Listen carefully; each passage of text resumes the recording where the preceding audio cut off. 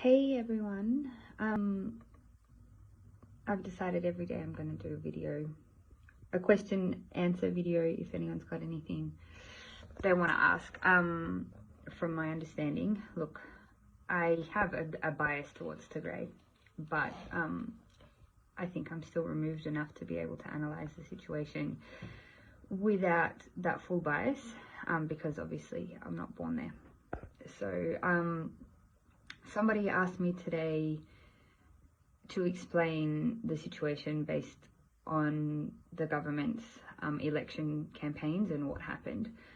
And this interpretation that I'm going to give you, I don't think is truly just for Tigray. I want everybody to understand what's happened, how this situation has got to this, and why I stand with the logic of the Tagaro people and the T.P.F in this stance. I have no political bias to who should be running what in any circumstance in Tigray. I'm not political in that sense, but I understand the situation. So forgive me, but I'll read it out to you, what I've written back to this young lady. And I thought, actually, if one person's asking, there may be lots of people. So as you know, there's very different views on the situation, and those different views are based on tribal differences, and those tribal differences are interfering with the interpretations of what's going on. But as I understand it from the Tigray perspective, is that the country was due for elections this year. These were postponed, and that was allowed for up to 6 months only. That happened, and the election date was set. So the postponement happened after the PP party was formed, and the date was set. But the excuse of COVID-19 was put in place to postpone those elections further based on the grounds of a state of emergency, I believe.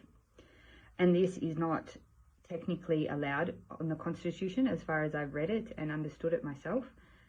The EPRDF, prior to the formation of the PP party, was made up of a coalition of governments that were represented and elected in by each state. So each state elected a party to represent them.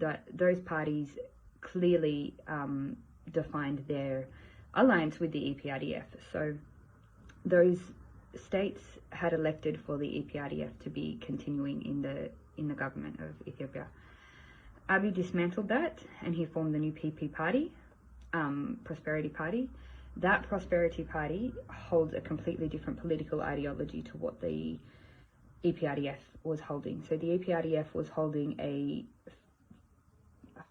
ethnic federalism, and that you'll have to research that for yourselves.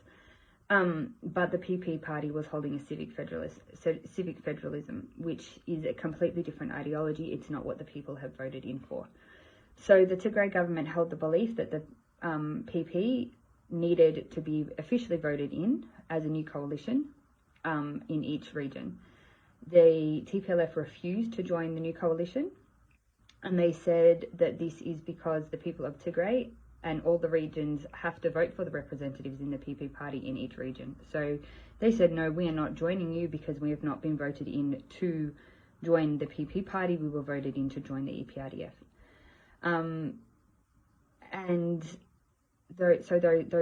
Those parties were elected in 5 years ago. According to the Constitution, the leadership needs to be voted in every 5 years. That tenure expired for Abiy on the 5th of October, I believe.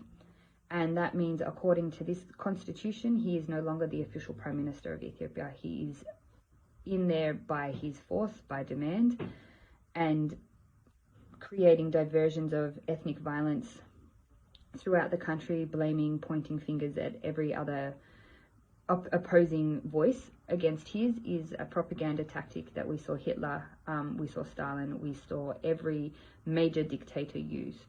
Ethnic cleansing is a vital role in allowing a dictator to progress, because that creates fear, and that creates unrest, and that creates tribal divisions even further. So I'll put a link to the Constitution in my bio if anybody's interested in reading it up themselves. Stay strong. Take care.